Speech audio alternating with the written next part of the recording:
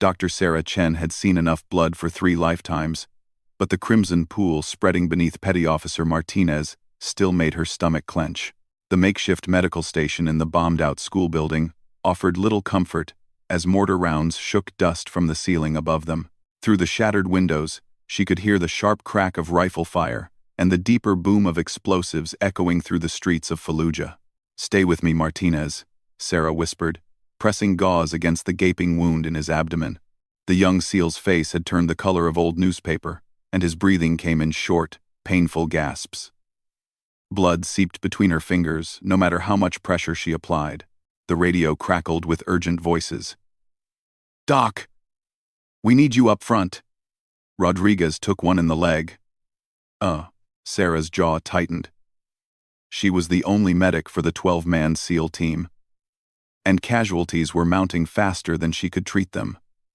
The mission had gone wrong from the start. What should have been a simple extraction of a high-value target had turned into a nightmare when insurgents surrounded their position with superior numbers and heavier weapons. "I can't leave him," she called back, adjusting the IV drip she had started in Martinez's arm. His pulse was weak and getting weaker. Without immediate surgery, he would bleed out within the hour. Lieutenant Commander Jake Morrison appeared in the doorway, his face streaked with dirt and gunpowder residue. The team leader's usually calm demeanor showed cracks of strain. "Chen, we've got 3 more wounded and no way out. The extraction helicopter can't get through this fire." Sarah looked down at Martinez, then back at Morrison. The weight of impossible choices pressed down on her shoulders like a lead blanket. In her 4 years as a Navy medic, she had trained for moments like this, but training never prepared you for the real thing. The textbooks never mentioned how your hands would shake or how the smell of blood would make your mouth go dry. "Give me 2 minutes to stabilize him," she said, reaching for her medical bag. Her fingers moved with practiced efficiency, checking vitals and adjusting medications. Martinez's eyes fluttered open, unfocused but aware. "Doc," he whispered, his voice barely audible above the gunfire outside. "The others. Help the others." Sarah felt something break inside her chest. She had sworn an oath to do no harm, to preserve life above all else. But how could she choose which lives to save when there weren't enough hands or time for everyone? Another explosion rocked the building, closer this time. Through the radio, she heard Petty Officer Williams shouting coordinates to someone. The enemy was closing in, and their ammunition was running low. Soon they would be overrun, and all her medical training would be worthless. Morrison knelt beside her, his voice urgent but not unkind. "Chen, I know this is hard, but Rodriguez is conscious and asking for you. Thompson has shrapnel in his chest. We need you to make the call that keeps the most people alive." Sarah's hands stilled for a moment. In medical school, they had taught her about triage, the brutal mathematics of emergency medicine, where you sorted patients by who could be saved and who was beyond help. But knowing the theory and applying it to men she had served alongside for 2 years were entirely different things. She looked at Martinez again. His breathing had become more labored, and the gauze was soaked through with blood. The truth hit her like a physical blow. Even with a full surgical team and modern equipment, his chances would be slim. Out here, with limited supplies and no way to evacuate, he was dying no matter what she did. "I'm sorry," she whispered, squeezing his hand. Martinez's eyes found hers, and somehow he managed a weak smile. "Go save them, Doc. That's an order." Sarah grabbed her medical bag and followed Morrison through the rubble-strewn hallway. The sound of gunfire grew louder as they moved toward the front of the building where the rest of the team had established a defensive position. The air tasted of cordite and dust, and every shadow could hide an enemy fighter. Rodriguez was propped against a wall, his left leg bound with a field dressing that was already turning red. Thompson lay on his back nearby, breathing shallowly while Petty Officer Kim held pressure on a chest wound. Both men were conscious and alert. Good signs that she could work with. "Rodriguez first," Sarah decided, dropping to her knees beside him. The bullet had passed through his thigh without hitting the bone or major arteries. Painful and debilitating, but not life-threatening, if she could stop the bleeding and prevent infection. As she worked, cleaning the wound and preparing proper dressings, Sarah became aware of a conversation happening near the window where Morrison was coordinating their defense. Petty Officer Jackson was reporting on their tactical situation, and what she heard made her blood run cold. "Sir, we've got movement on 3 sides.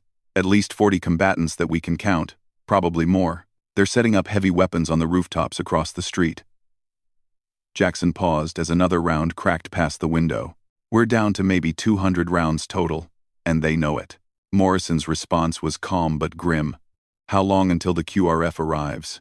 40 minutes minimum, sir. The roads are blocked, and they're taking heavy fire too." Sarah tied off Rodriguez's bandage and moved to Thompson. The shrapnel wound was deeper than she had hoped, but the metal fragment had missed his lung by inches. She could stabilize him, but he needed surgery soon to prevent internal bleeding. As she worked on Thompson, Sarah found herself listening to the tactical radio chatter with new attention. She had always focused on the medical aspects of their missions, treating the aftermath of combat rather than participating in it directly. But now, hearing the desperation in her teammates' voices, she began to understand their situation with crystal clarity. They were outnumbered, outgunned, and trapped. The enemy knew exactly where they were and was systematically destroying their defensive positions. Without reinforcements or resupply, the 12-man SEAL team would be overrun within the hour. "Chen," Morrison called from across the room. "How are they looking?" "Rodriguez can fight if he has to," she replied, helping Thompson sit up against the wall. "Thompson needs to stay down, but he'll live if we can get him out of here." "Kreis." Morrison nodded grimly. "Good, because we're going to need every gun we can get." The words hit Sarah like cold water. She had trained extensively with weapons, every Navy medic had to, but she had never fired a shot in anger. Her role was to heal, not to harm. Yet as she looked around at her wounded teammates and heard the enemy forces closing in, she began to understand that sometimes the two roles were inseparable. Jackson's voice cut through her thoughts. "Sir, they're moving mortars into position. 2 blocks north." Morrison cursed softly. Mortar fire would tear their improvised fortress apart in minutes. They needed to disrupt the enemy's coordination, but that would require precision shooting at long range. Exactly the kind of work that SEALs trained for, but which required calm nerves and perfect marksmanship. "Davis, can you get a shot on those mortar teams?" Morrison asked. Petty Officer Davis shook his head from his position by the window. "Too far, sir. Maybe 400 meters. And they've got good cover. I can see them, but I can't hit them reliably with iron sights at this range." Sarah found herself speaking before she fully realized what she was saying. "I can see them too." The room fell silent except for the distant gunfire. Morrison turned to look at her with surprise. "Chen?" "The mortar teams," Sarah continued, surprised by the steadiness of her own voice. "From the east window. I've been watching them set up while I worked on Thompson." Morrison exchanged glances with Jackson. "Can you describe what you see?" Sarah moved to the window Davis had been using, careful to stay in the shadows. Through the jagged hole where glass used to be, she could see across the bombed-out cityscape to where enemy fighters were indeed positioning what looked like mortar tubes between 2 damaged buildings. 3 men per team, she reported, her medical training automatically cataloging details with clinical precision. 2 teams total. They're using the building shadows for concealment, but I can see their movement patterns. The crew leaders are both wearing red scarves. Davis nodded slowly. "She's right, sir. But like I said, it's a hell of a long shot." Morrison was quiet for a moment, and Sarah could almost see him weighing options. Finally, he spoke. "Chen, what's your range time looking like these days?" Every Navy medic had to maintain proficiency with small arms, including regular range qualification. Sarah had always been a good shot, better than good actually, but range time with paper targets was very different from combat shooting. "I qualified expert last month," she said simply, "but I've never—" "I know," Morrison interrupted gently. "None of us had, until we did. The building shook again as another mortar round landed nearby, close enough to shower them with debris. Through the radio, they could hear other SEAL teams in the area reporting similar attacks. The enemy was coordinating a major assault, and Sarah's team was just one target among many. Rodriguez struggled to his feet, testing his wounded leg. "Sir, if Doc can spot them, maybe she can guide my shots. I'm better at distance work than Davis." "Negative," Morrison replied. "You're wounded, and we need you covering the stairs in case they try to rush us from below."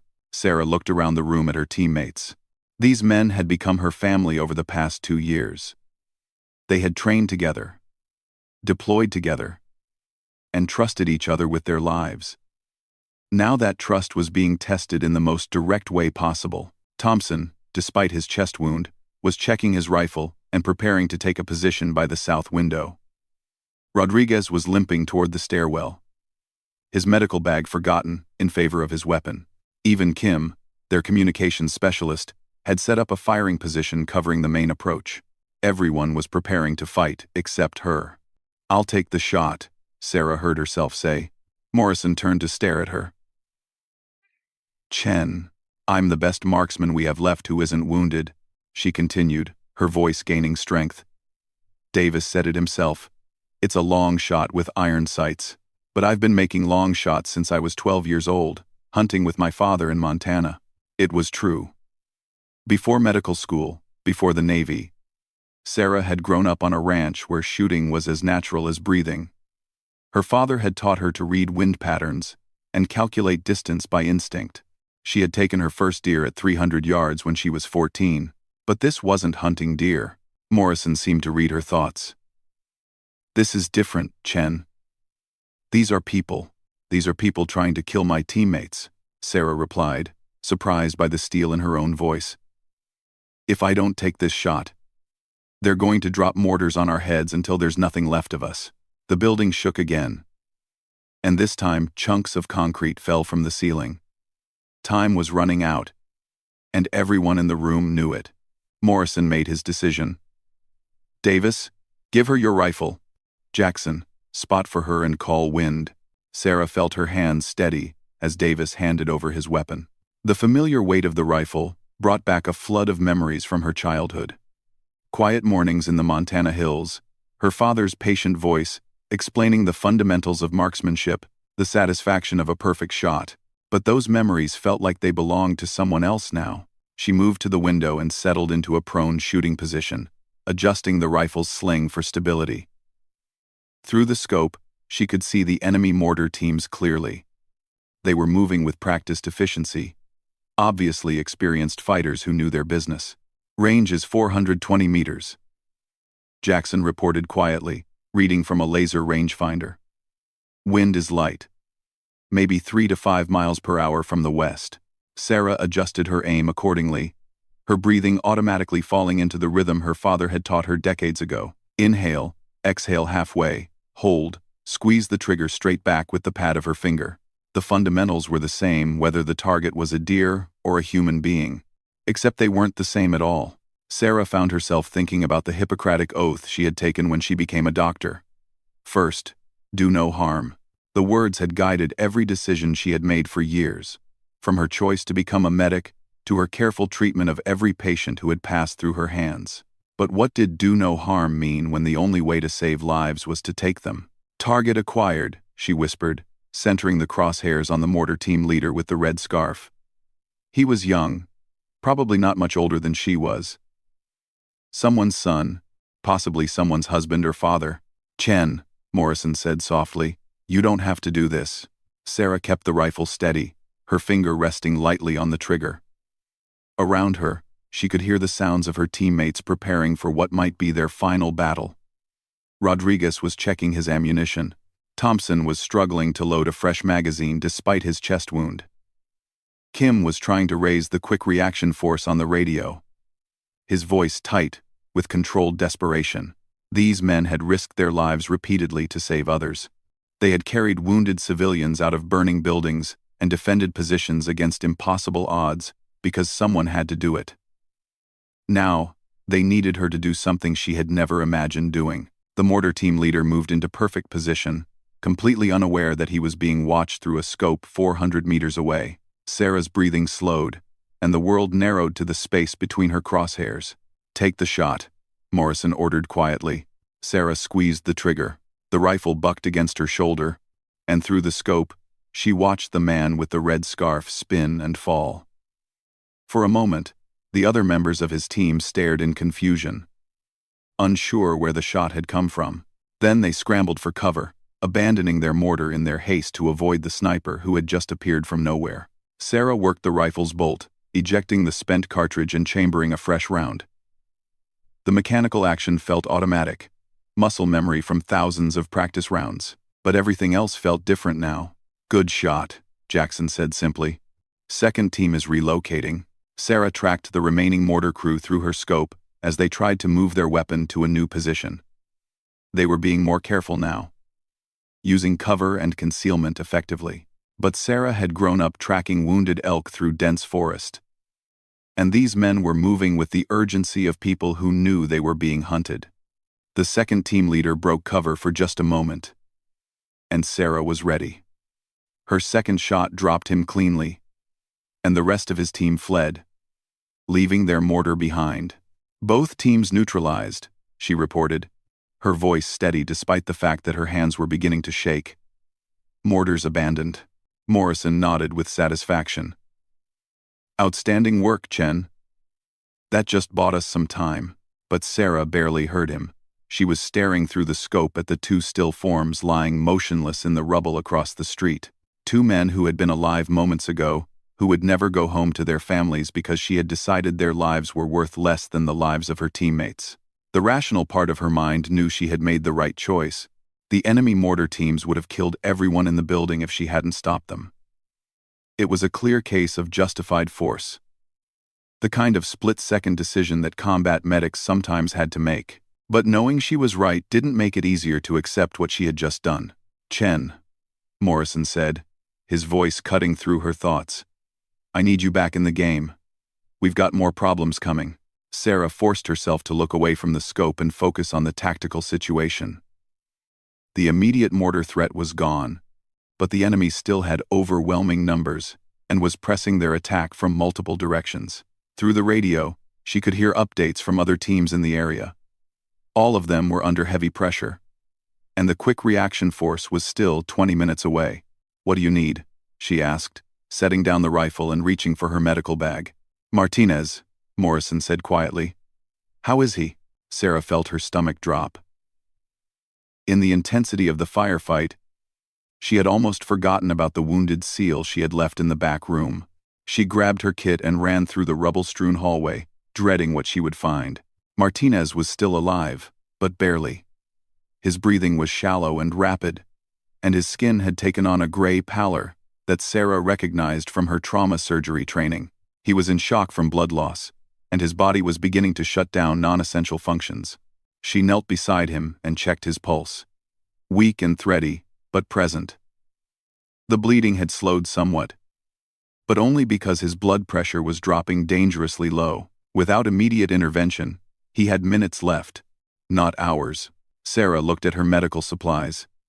She had IV fluids, but not enough to replace the blood he had lost. She had medications that could support his blood pressure temporarily, but they were stopgap measures at best. What Martinez needed was a trauma surgeon and a blood bank, neither of which existed in this bombed-out building in the middle of a firefight. "Talk to me, Chen." Morrison's voice came from the doorway. Sarah didn't look up from her patient. "He's dying. I can keep him comfortable, but I can't save him. Not here." Morrison was quiet for a moment. Then he knelt beside her and placed a hand on Martinez's shoulder. "Hey, Marine. How you holding up?" Martinez's eyes fluttered open. Despite everything, he managed a weak smile. "Still here, sir. Doc's been taking good care of me." "I heard she's been taking care of all of us," Morrison replied. "2 long-range shots, 2 dead mortarmen. Looks like our medic has some hidden talents." Sarah felt Martinez's hand squeeze hers weakly. "Told you." "She was fierce," he whispered. The words hit Sarah harder than she expected. Throughout her Navy career, She had prided herself on being tough, competent, and reliable under pressure. But she had always thought of that toughness in terms of saving lives, not taking them. Now she was discovering that sometimes the two were inseparable. "Sir." Jackson's voice crackled over the radio. "We've got movement on the north side. Looks like they're trying to flank us." Morrison stood reluctantly. "I have to go. Chen, do what you can for him." After Morrison left, Sarah found herself alone with Martinez in the dusty, blood-stained room. Outside, the gunfire continued sporadically, punctuated by the occasional explosion. But in this small space, there was only the sound of labored breathing and the distant rumble of combat. "Doc," Martinez whispered, his voice barely audible. "I'm here. I heard what you did." With the rifle, Sarah adjusted his IV drip, trying to keep her hands busy. "I did what I had to do." "No," Martinez said, his grip on her hand tightening slightly. "You did what a SEAL does. You put the mission first, even when it cost you something." Sarah felt tears she hadn't realized were building start to spill down her cheeks. "I've never killed anyone before." "I know. But you saved all of us. That's what matters." They sat in silence for a while, listening to the sounds of battle echoing through the building. Sarah monitored Martinez's vital signs and adjusted his medications.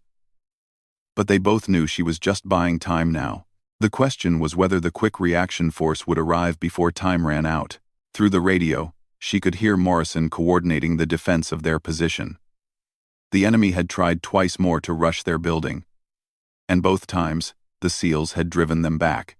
But ammunition was running critically low, and fatigue was setting in. Even the best-trained soldiers had limits, and they were approaching theirs. "Chen," Morrison's voice called from the hallway. "We need you up front again." Sarah looked down at Martinez. His breathing had become even more labored, and his pulse was barely detectable. She had done everything she could for him medically, but he was beyond her help now. "Go," Martinez whispered. "They need you more than I do." Sarah squeezed his hand one last time, then gathered her rifle and moved toward the front of the building. She had crossed a line today that she could never uncross, but Martinez was right about one thing. Her teammates needed her, and that was all that mattered now. As she took her position by the window again, Sarah realized that something fundamental had changed inside her. She was still a medic, still committed to saving lives whenever possible. But she was also something else now. A warrior who would do whatever was necessary to protect the people who depended on her. The radio crackled with an update from the Quick Reaction Force. 15 minutes out. All they had to do was hold their position for 15 more minutes, and help would arrive. Sarah settled into her shooting position and scanned the surrounding buildings through her scope. The enemy was regrouping for another assault. And this time, they would throw everything they had at the isolated SEAL team. But they would find themselves facing something they hadn't expected. A Navy medic who had discovered that sometimes the best way to save lives was to be very, very good at taking them. 6 months after Fallujah, Dr. Sarah Chen stood in the pristine hallway of Naval Special Warfare Command, staring at a door marked Sniper School Selection Board. Her medical bag felt strange in her left hand, while her right unconsciously traced the outline of where her rifle sling usually rested across her shoulder. The fluorescent lights hummed overhead, a stark contrast to the dusty, blood-soaked rooms where she had discovered what she was truly capable of. The door opened, and Lieutenant Commander Morrison emerged, now sporting the silver oak leaves of a full commander. His face brightened when he saw her, but Sarah caught the flicker of something else in his expression. Respect mixed with a hint of wariness that hadn't been there before Fallujah. "Chen," he said, extending his hand. "Ready for this?" Sarah shook his hand firmly, noting how her grip had changed over the past months. Her fingers were still steady enough for the most delicate medical procedures, but now they carried calluses from countless hours on the rifle range, as ready as anyone can be for something they never imagined doing. Morrison led her down the hallway, past photographs of Naval Special Warfare's most distinguished graduates. Sarah found herself studying the faces, wondering how many of them had started their careers doing something completely different, before circumstances forced them to evolve. "How's Martinez doing?" she asked as they walked. Morrison's expression darkened slightly. "He made it through surgery, but he'll never deploy again. Medical retirement. Full pension. He asks about you every time I see him." Sarah nodded, trying to push down the complicated emotions that name always brought up. Martinez had survived that hellish day in Fallujah, but barely. The quick reaction force had arrived just in time to evacuate him to a field hospital, where Navy surgeons had worked for 8 hours to repair the damage. He was alive, but the cost had been his career and his identity as a warrior. "The board is going to ask you about that day," Morrison continued, his voice dropping to a more serious tone. "About the decision to take those shots. Are you prepared for that?" Sarah had been preparing for that question for 6 months. The official after-action report had praised her quick thinking and accurate shooting under pressure. The unofficial conversations among the SEAL community had been more complex, filled with both admiration and uncertainty about what it meant when a medic became a sniper in the span of a single afternoon. "I'm prepared to tell the truth," she replied. "I did what needed to be done to save my team." Morrison stopped walking and turned to face her. "The truth is more complicated than that, and you know it. The board is going to want to understand why a Navy medic with 4 years of exemplary service suddenly wants to become a sniper. They're going to question your motivations, your psychological state, and your ability to compartmentalize what you've experienced." Sarah met his gaze steadily. "And what do you think my motivations are?" Morrison was quiet for a moment, clearly choosing his words carefully. "I think you discovered something about yourself in Fallujah that you didn't know existed, and I think you're trying to figure out what to do with that discovery." He wasn't wrong. The months following Fallujah had been a period of intense self-examination for Sarah. She had continued her duties as a medic, but something had fundamentally shifted in her approach to her work. She found herself studying tactical situations with new eyes, analyzing threats and vulnerabilities that she had never noticed before. During training exercises, she caught herself volunteering for roles that put her closer to the action, rather than safely behind the lines treating casualties. More troubling, she had started having dreams about that moment when she squeezed the trigger and watched a human being fall through her scope. Not nightmares exactly, but vivid recollections that left her wondering whether she felt guilty about taking those lives, or guilty about not feeling guilty enough. "The board members have read your file," Morrison continued as they resumed walking. "They know about your medical training, your marksmanship scores, and your performance in Fallujah. But they're going to want to understand the person behind the statistics." They reached the conference room where the selection board was meeting. Through the frosted glass, Sarah could see several figures seated around a large table.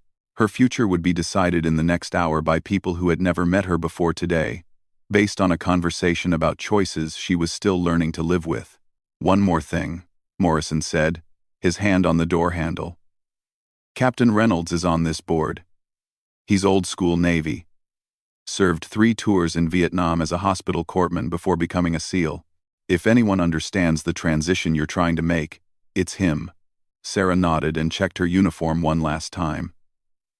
Her dress blues were immaculate, her ribbons properly aligned, and her medical insignia polished to a mirror shine. She looked like exactly what she was, a dedicated Navy medical officer with an exemplary service record. What she didn't look like was someone who had killed 2 men with a rifle from 400 meters away. Morrison opened the door and announced her. "Sirs, Dr. Sarah Chen reporting as ordered." The room contained 5 officers, all senior enlisted or commissioned personnel with the weathered look of men who had seen extensive combat. At the head of the table sat Captain Reynolds, his gray hair cropped short and his dark eyes sharp with intelligence. To his right was a Master Chief Petty Officer, whose chest was covered with decorations from multiple deployments. The other 3 members were lieutenant commanders and commanders whom Sarah didn't recognize but whose presence radiated the quiet confidence of experienced warriors. "Dr. Chen," Captain Reynolds said, gesturing to a chair facing the board. "Please, take a seat. We've reviewed your file extensively, but we'd like to hear from you directly about your interest in sniper training." Sarah sat down and folded her hands in her lap, drawing on the composure that had served her well through medical school and countless emergency situations.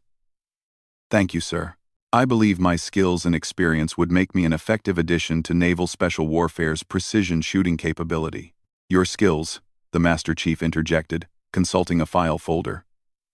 According to your range qualifications, you're an expert marksman with both rifle and pistol. But marksmanship is only one component of what we do. Can you tell us about your tactical training? Sir, my tactical training has been focused primarily on combat medical procedures, how to provide emergency care under fire, evacuation techniques, and coordination with combat units. However, I've participated in joint training exercises with SEAL teams for the past 2 years, and I've observed their tactical procedures extensively. Observed, one of the lieutenant commanders repeated, but not participated. Sarah felt the first hint of frustration creep into her voice.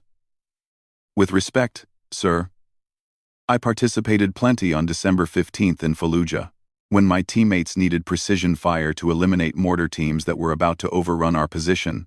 I provided it. Captain Reynolds leaned forward slightly. Yes. Let's talk about that day. You killed 2 enemy combatants with a rifle, under extreme stress, at a range that challenges even experienced snipers. That's remarkable shooting for someone whose primary training is medical. Can you walk us through your decision-making process? This was the moment Sarah had been preparing for since submitting her application. She took a breath and began to recount the events of that day, starting with the initial casualties and her struggle to treat multiple wounded teammates with limited supplies. She described the tactical situation, the approaching mortar threat, and the impossible mathematics of combat triage that had forced her to make choices no medical training had prepared her for. The enemy mortar teams represented an immediate threat to everyone in our position, she continued. Our own personnel were either wounded or covering other approaches. I had the clearest view of the targets and the best marksmanship scores among uninjured personnel. The decision was tactically sound. The Master Chief agreed. But how do you reconcile taking lives with your oath as a medical officer? Sarah had wrestled with this question for months. The Hippocratic Oath's injunction to first, do no harm, seemed to directly contradict her actions in Fallujah. Yet she had come to understand that the principles behind medical ethics were more complex than simple prohibitions against violence. Sir, my oath requires me to preserve life and prevent suffering. In Fallujah, the only way to fulfill that oath was to stop the people who were trying to kill my patients and my teammates. I made a choice to prioritize the lives I could save over the lives that threatened them. Captain Reynolds nodded slowly. That's a mature way of looking at it, but it raises another question. Why do you want to make that kind of choice your primary job? You could continue as a medic and occasionally provide supporting fire when needed. Why request transfer to a sniper role? This was the question Sarah had struggled with most. The honest answer was complicated and not entirely flattering. Part of her motivation was pragmatic. She had discovered she was exceptionally good at precision shooting, and the military valued exceptional skills. But there was another part, darker and harder to acknowledge, that had to do with the sense of purpose she had felt when she squeezed that trigger and solved an impossible problem with a single, precise action. Sir, I believe I can save more lives as a sniper than as a medic, she said carefully. In Fallujah, 2 shots prevented a mortar barrage that would have killed not just our team, but potentially dozens of civilians in the surrounding buildings. That kind of leverage, the ability to neutralize threats before they can harm friendly forces, that's something I want to develop. One of the lieutenant commanders leaned back in his chair, studying Sarah with skeptical eyes. Dr. Chen, with respect, that sounds like rationalization. You're talking about giving up a career in medicine to become a professional killer. That's a significant change, and we need to understand your real motivations.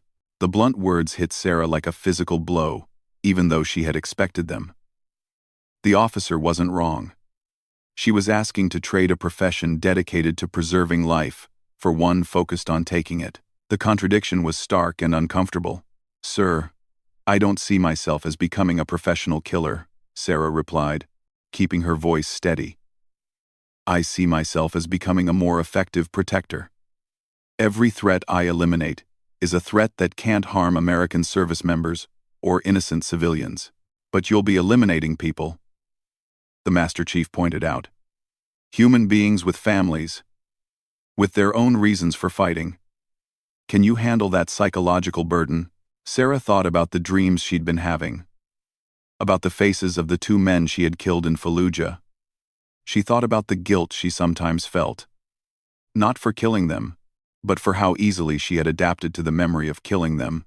Sir, I've already handled it. I've killed 2 people, and I've learned to live with that. I understand the weight of taking a life, and I accept that responsibility. What I can't accept is being in a position where I have the skills to protect people, but am prevented from using them effectively. Captain Reynolds and the Master Chief exchanged a look that Sarah couldn't interpret. There was clearly some kind of internal conversation happening that she wasn't privy to. Dr. Chen, Captain Reynolds said after a moment, sniper training is physically and mentally demanding. The failure rate is high, even among experienced infantry personnel. You'd be giving up a guaranteed career in military medicine for a chance at something you might not be able to complete. Are you prepared for that possibility? Sir, I'm prepared to fail if that's what happens. But I'm not prepared to spend the rest of my career wondering what I could have accomplished if I had tried. The board members spent several minutes reviewing documents and conferring quietly among themselves.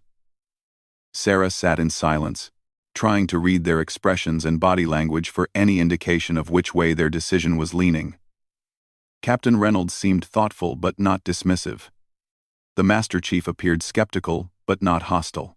The 3 lieutenant commanders were harder to read, their faces professionally neutral. Finally, Captain Reynolds looked up from his notes. Dr. Chen, we're going to ask you some rapid-fire questions. Answer quickly and honestly, without overthinking your responses. Yes, sir. You're deployed with a SEAL team and ordered to eliminate a high-value target. Through your scope, you see that the target is a woman. Do you take the shot? If she's a legitimate military target and poses a threat to friendly forces, yes, sir. You discover that your target is using children as human shields. Do you take the shot? Sarah felt her stomach clench, but answered immediately. I would attempt to find a shot that eliminates the threat without harming civilians. If no such shot exists, I would communicate the situation to command for guidance. Your spotter is killed by enemy fire. You're alone, running low on ammunition, and have multiple high-value targets in view.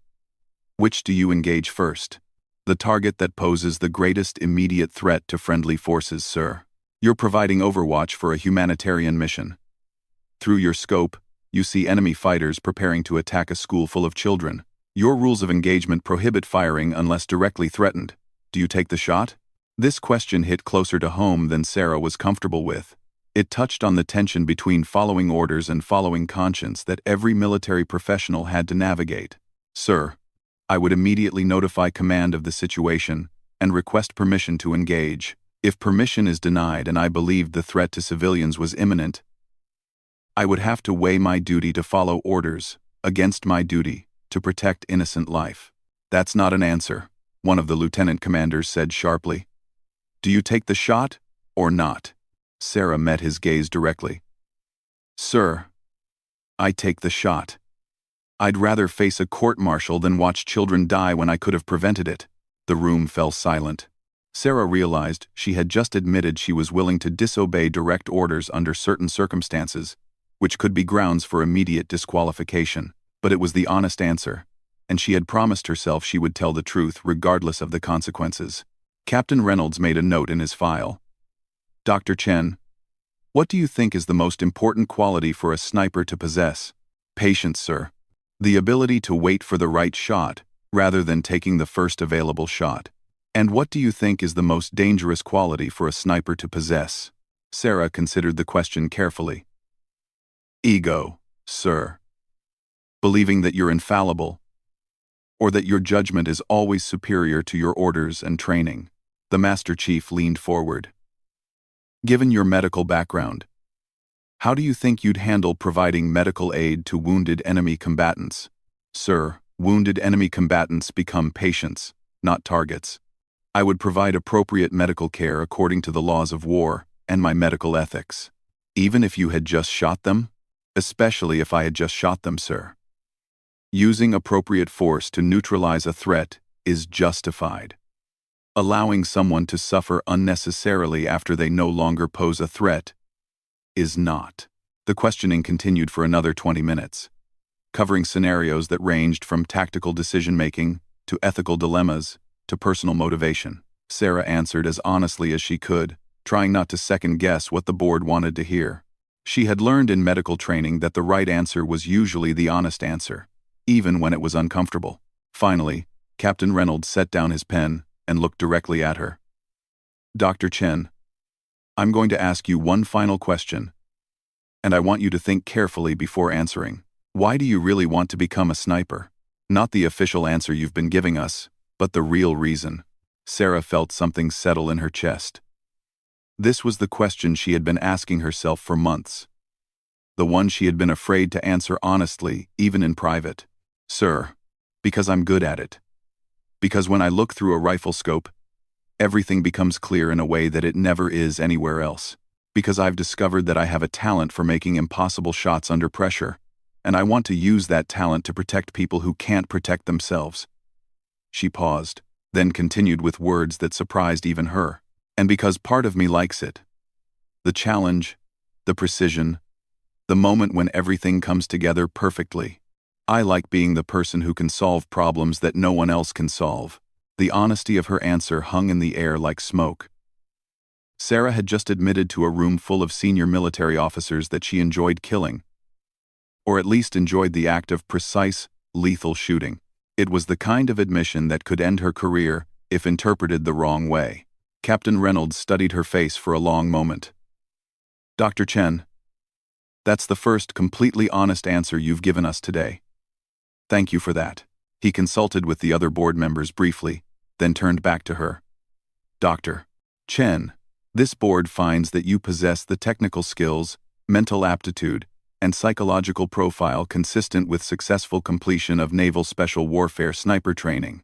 However, we have concerns about your motivation and your ability to integrate into a sniper team given your medical background. Sarah felt her heart sink. It sounded like the preamble to rejection. Therefore, Captain Reynolds continued, we're going to approve you for a conditional acceptance to sniper training. You'll complete the full course alongside other candidates, but you'll also be required to undergo additional psychological evaluation and counseling to help you process the transition from medic to sniper. Additionally, you'll be paired with an experienced mentor who will help you navigate the cultural and professional adjustments you'll need to make. Sarah felt relief flood through her so powerfully that she had to concentrate on keeping her expression professional. Thank you, sir. I won't disappoint you. Dr. Chen, the Master Chief said, his voice carrying a warning note. Don't thank us yet. Sniper school has a 70% failure rate among experienced infantry personnel. For someone with your background, the challenges will be even greater. Are you prepared for the possibility that you might not make it through? Sir, I'm prepared for whatever the training throws at me. Captain Reynolds stood, indicating the interview was over. Dr. Chen, you'll report to the Naval Special Warfare Training Facility in Virginia Beach in 4 weeks. Use that time to get your affairs in order and prepare yourself mentally for what's coming. This is not going to be like anything you've experienced before. Sarah stood and came to attention. Understood, sir. Thank you for this opportunity. As she left the conference room, Sarah felt a mixture of elation and apprehension. She had gotten what she wanted, a chance to transform herself from a medic who occasionally shot people into a sniper, who occasionally provided medical care. But she was also aware that she had set herself on a path that would fundamentally change who she was as a person and as a military professional. Commander Morrison was waiting for her in the hallway, and his expression told her he had already heard the board's decision. Congratulations, he said. But his tone was more cautious than celebratory. How do you feel? Sarah considered the question. Terrified and excited in equal measure, Morrison nodded. That's probably the right attitude. Sarah, I want you to understand something. The person who walks into sniper training in 4 weeks is going to be different from the person who walks out. If you walk out at all, are you ready for that kind of change? Sarah thought about Martinez, lying in that dusty room in Fallujah, telling her to go save the others. She thought about the weight of the rifle in her hands, and the clarity she had felt when everything came together in that perfect moment of precise, lethal action. I think I already changed, she said quietly. Now I'm just trying to figure out what to do with who I've become. Morrison studied her face for a moment, then nodded slowly. In that case, you might just make it through after all. But Chen, don't lose yourself completely in this transformation. The Navy needs snipers, but it also needs people who remember what they're fighting to protect. As Sarah walked out of Naval Special Warfare Command into the bright Virginia afternoon, she reflected on Morrison's warning. She had spent her entire adult life as a healer, someone whose purpose was to fix what was broken and preserve what was threatened. Now she was volunteering to become someone whose purpose was to break things. Specifically, to break people who posed threats to others. The transition wouldn't be easy, and part of her wondered whether she was making a mistake. But as she thought about that moment in Fallujah when she had saved her entire team with 2 precise shots, Sarah knew she was moving in the right direction. She had discovered something about herself in that dusty, blood-soaked building. Something that couldn't be ignored or suppressed. She was meant to be a protector. And sometimes, the best way to protect people was to be very, very good at eliminating the things that threatened them. The next 4 weeks would be spent preparing for the most challenging training of her life. But in some ways, Sarah realized the real challenge had already begun, the moment she decided to stop being just a medic and start becoming something more dangerous and more necessary than she had ever imagined possible. The Hindu Kush mountains of Afghanistan stretched endlessly in every direction, their snow-capped peaks cutting sharp lines against the pre-dawn darkness. Dr. Sarah Chen. Though everyone called her Doc now, despite her new role, lay motionless on a rocky outcropping 2,000 feet above the valley floor, her rifle steady on its bipod as she watched the compound below through her scope. 6 months of sniper training had transformed her from a medic who could shoot into a precision instrument of warfare. But this was her first real mission in her new role. Beside her, Master Chief Petty Officer Jake Walsh adjusted his spotting scope and checked his range cards for the 100th time. Walsh was her spotter and mentor. A veteran sniper with 15 years of experience and more confirmed kills than Sarah wanted to think about. He had been skeptical when assigned to work with a former medic, but 6 weeks of training together had built a grudging respect between them. Movement in Building 3, Walsh whispered, his voice barely audible even at close range. 2 personnel, both armed.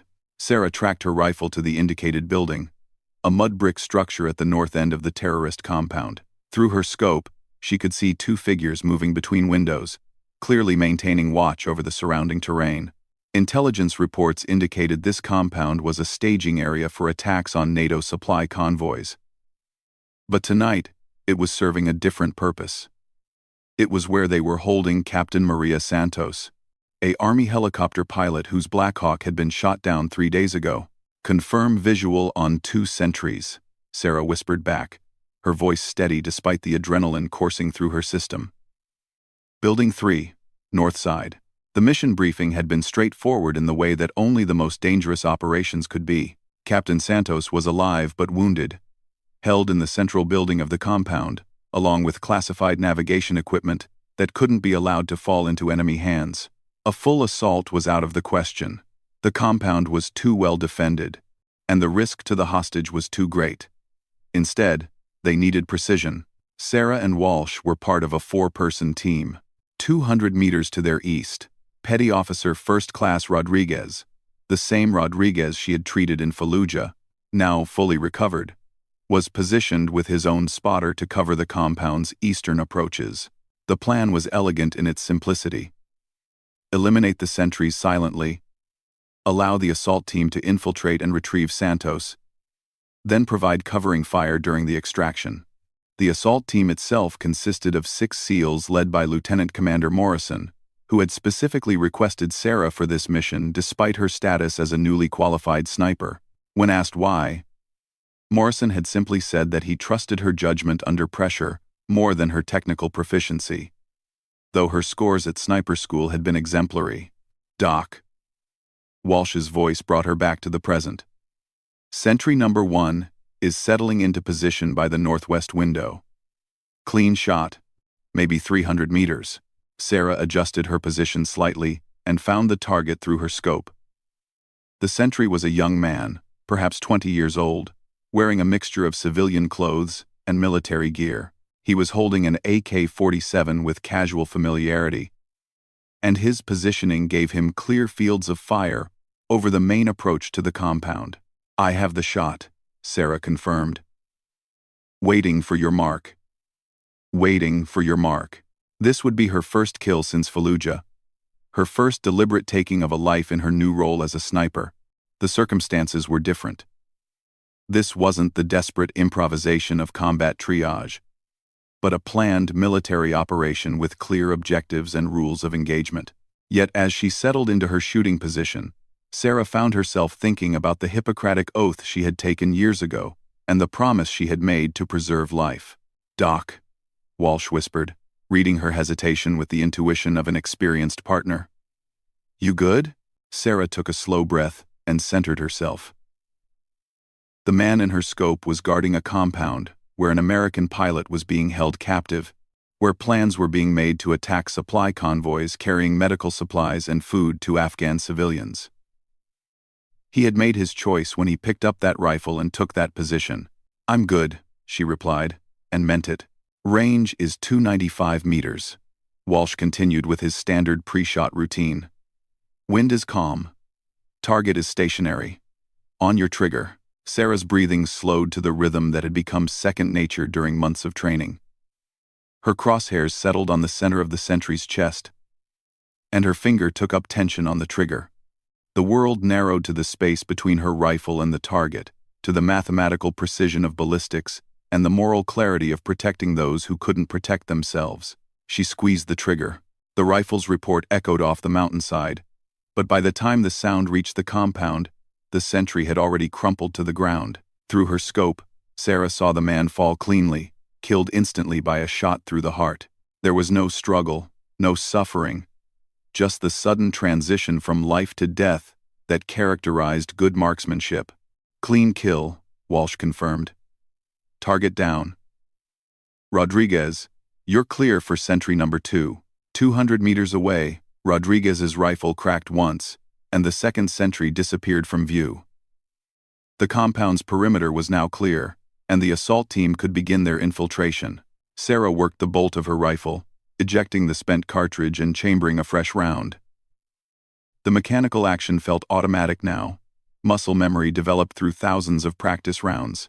But as she settled back into her shooting position to provide overwatch, she realized that something fundamental had shifted in her perception of what she had just done.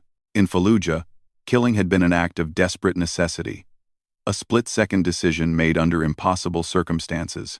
Tonight, it had been something else entirely. A deliberate, planned action, carried out with professional competence and emotional detachment. She had become, in the space of a single trigger pull, exactly what the selection board had been looking for. A sniper who could kill efficiently and without hesitation when the mission required it. "Assault team is moving," Walsh reported, tracking the progress of Morrison's team through thermal imaging equipment. 2 minutes to breach. Sarah scanned the compound through her scope, looking for additional threats or complications. The intelligence briefing had indicated 12 to 15 enemy fighters in the compound, but only 4 had been positively identified through surveillance. The rest could be sleeping, or they could be positioned in areas not visible to the sniper teams. "Movement in Building 1, she whispered, tracking her rifle to a new target. Single person, armed, moving toward the central courtyard. This was an unplanned target, someone who hadn't been identified during the mission briefing. Through her scope, Sarah could see it was another young man.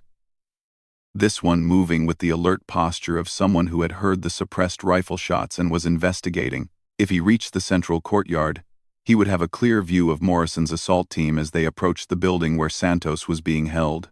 Distance 210 meters, Walsh calculated quickly. Moving target, but he's following a predictable path. You've got maybe 15 seconds before he reaches the courtyard. Sarah tracked the moving figure through her scope, leading him slightly to account for his movement. This shot would be more challenging than the stationary sentry, but well within her capabilities. The bigger question was whether it was necessary. The man hadn't yet seen the assault team, and killing him might alert other defenders to the presence of snipers. But as she watched him through the scope, the target suddenly stopped and raised his rifle, clearly having spotted something suspicious in the shadows where Morrison's team was moving. He was bringing his weapon to bear when Sarah made her decision. The second shot was as clean as the first. The man spun and fell, his rifle clattering across the courtyard stones. Through her scope, Sarah saw Morrison's team freeze for a moment, then continue their advance with increased urgency. 2 down, she reported. Courtyard is clear. Walsh nodded approvingly. Nice shooting. Rodriguez, anything on your side? Negative, came Rodriguez's voice over the radio. All quiet on the eastern perimeter. Sarah settled back into her overwatch position, scanning for additional threats. Below, Morrison's team had reached the central building and was preparing to breach. According to the intelligence briefing, Santos was being held in a back room on the ground floor, along with the classified equipment from her helicopter. The breach itself was swift and professional. Sarah heard the muffled sound of explosive charges, followed by the rapid crack of rifle fire from inside the building. Through her scope, she saw muzzle flashes in several windows as Morrison's team engaged defenders inside the compound. Doc, we've got runners, Walsh said urgently, pointing toward the eastern side of the compound. 3 personnel moving toward the extraction point. Sarah tracked her rifle in the direction Walsh indicated and found the targets through her scope. 3 men were indeed moving rapidly between buildings, clearly trying to reach a position where they could intercept Morrison's team during their withdrawal.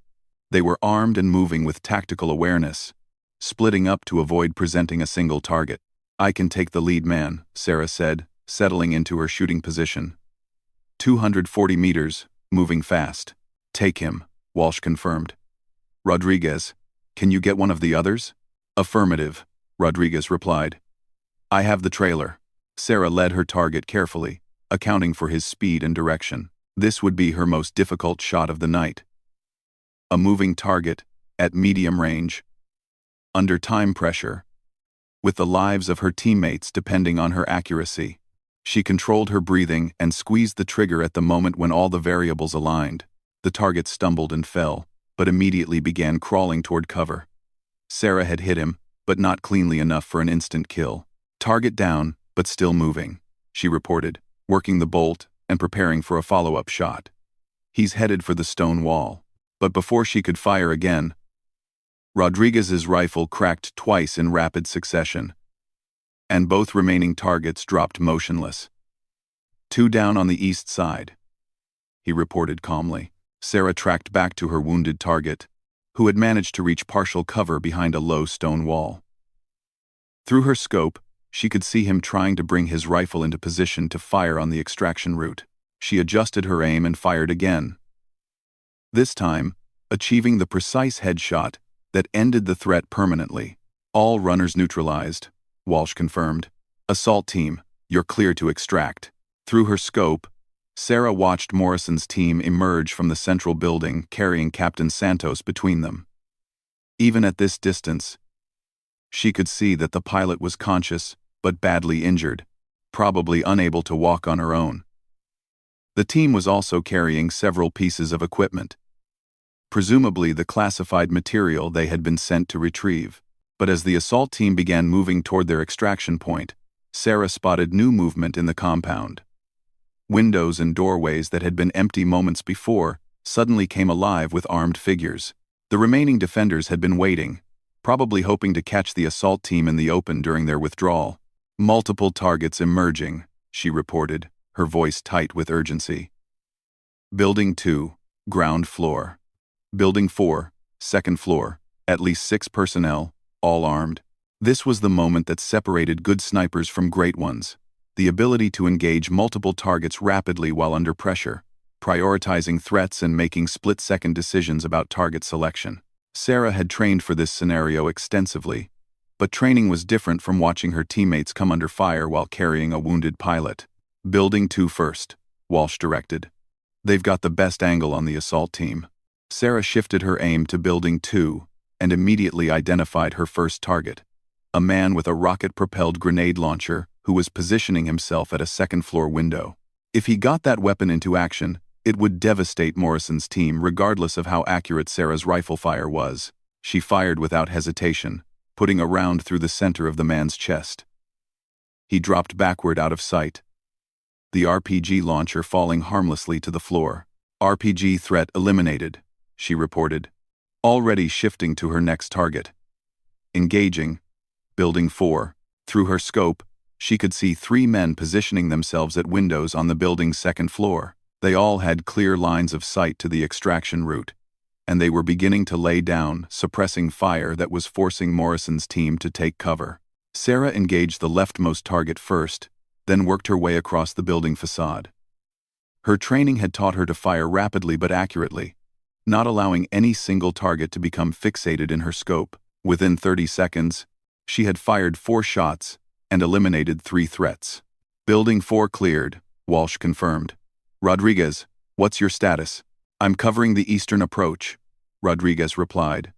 2 more targets down on this side, but even as they eliminated visible threats, Sarah could see that more fighters were emerging from concealed positions throughout the compound.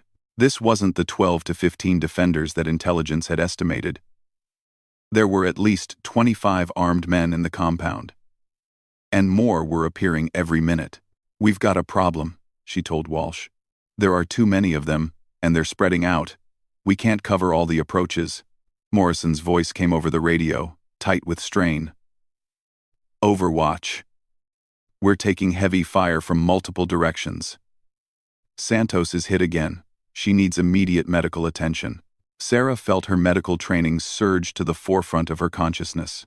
Captain Santos was wounded and deteriorating, possibly bleeding out while the assault team tried to fight their way clear of an increasingly desperate situation.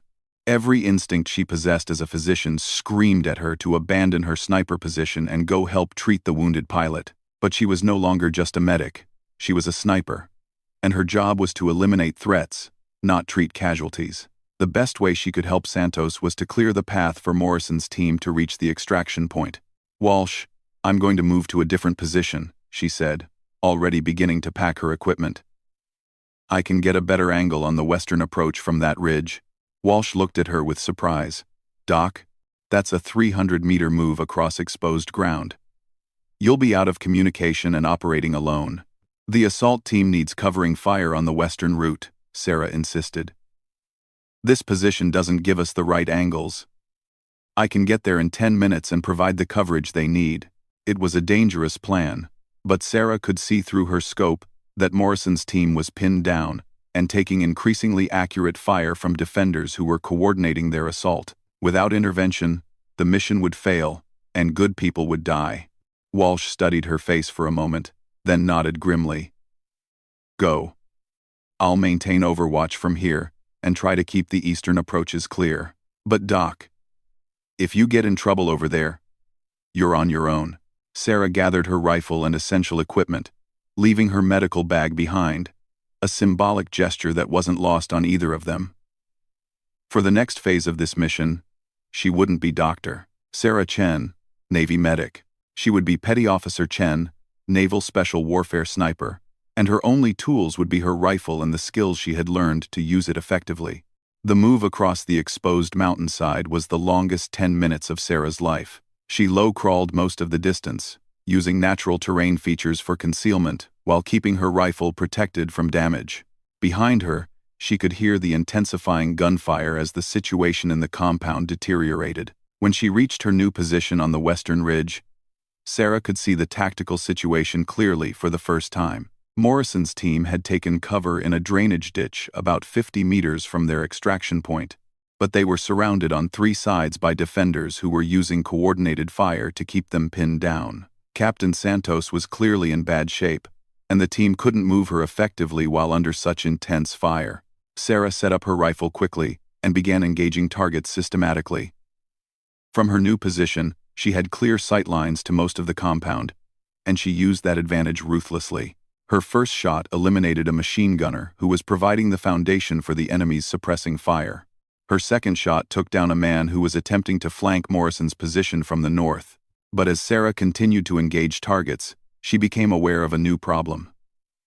The defenders had figured out where the sniper fire was coming from, and they were beginning to return fire in her direction.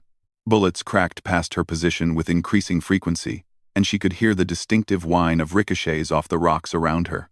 She was alone, running low on ammunition, and facing an increasingly desperate enemy who knew their position was being systematically destroyed by precision rifle fire. This was exactly the kind of situation that sniper training warned against: isolated, outnumbered, and engaged in a sustained firefight rather than conducting hit-and-run operations. But Sarah also knew that Morrison's team was counting on her. Through her scope, she could see Captain Santos being carried between two SEALs, her body limp in a way that suggested severe blood loss. They were less than 100 meters from the extraction point, but those 100 meters might as well have been 100 miles if they couldn't break free from the coordinated fire that was keeping them pinned down. Sarah made a decision that would have horrified her instructors at sniper school. Instead of withdrawing to a safer position, she began engaging targets more aggressively, accepting return fire in exchange for the ability to eliminate threats faster. It was dangerous, probably stupid, and definitely contrary to everything she had been taught about sniper tactics. It was also exactly what the situation required. Over the next 5 minutes, Sarah fired 17 shots and eliminated 12 targets. She worked her way systematically around the compound, prioritizing threats based on their ability to engage Morrison's team. A mortar crew setting up in the eastern courtyard, a sniper positioning himself in a bell tower, 3 riflemen who were attempting to coordinate flanking maneuvers. Each shot was precise, lethal, and immediately effective. But the return fire was becoming more accurate as well, and Sarah knew she was operating on borrowed time. "Overwatch. Assault team is moving." Morrison's voice crackled over the radio. "We're heading for extraction. Need covering fire on the northern approach." Sarah shifted her rifle toward the north and immediately saw the problem. 4 defenders were positioned in a building that overlooked the extraction route, and they had a perfect angle to engage Morrison's team as they moved. Eliminating them would require 4 rapid shots at varying distances, all while under fire from other positions. Sarah settled into her shooting position and began the most challenging sequence of shots she had ever attempted. The first target was at 200 meters, positioned behind partial cover. She hit him center mass, but immediately had to shift to a second target at 350 meters, who was bringing a light machine gun into position. Her second shot was slightly off, hitting the target in the shoulder instead of center mass. He spun and fell, but she couldn't be sure he was out of the fight permanently. The third target was moving between windows, and Sarah had to lead him carefully to account for his movement. The third shot was perfect, dropping the target instantly. But as Sarah shifted to the fourth target, she felt a sharp impact against the rocks near her head, followed by the delayed crack of a rifle shot. Someone had finally managed to range her position accurately, and they were walking fire in her direction. Sarah ignored the incoming fire and focused on her fourth target, a man who was positioning himself to engage Morrison's team with what appeared to be a grenade launcher. If he got that weapon into action, it would be devastating at close range. She took a breath, settled her crosshairs, and squeezed the trigger just as another round sparked off the rock face inches from her rifle. The shot was good. The target dropped his weapon and fell backward out of sight. "Northern approach is clear," Sarah reported, her voice steady despite the fact that her hands were shaking slightly from adrenaline and the near miss. Through her scope, she watched Morrison's team reach the extraction point, where 2 helicopters were waiting with rotors turning. Captain Santos was loaded aboard the first aircraft along with the classified equipment, while Morrison's team boarded the second helicopter. As the helicopters lifted off and banked away from the compound, Sarah felt a profound sense of completion. The mission was successful. The hostage was rescued, and her teammates were safe. She had transitioned fully from medic to sniper, and in doing so, she had probably saved more lives tonight than she could have saved in a month of traditional medical duties. But as she began the long process of withdrawing from her position and moving to her own extraction point, Sarah realized that the person who had climbed this mountain 6 hours ago was not the same person who was leaving it. She had crossed a line tonight that couldn't be uncrossed, and she had done so willingly, competently, and without regret. The SEALs would remember her ferocity. But more importantly, Sarah would remember the moment when she stopped thinking of herself as a medic who could fight and started thinking of herself as a warrior who could heal. In the end, that transformation had made all the difference.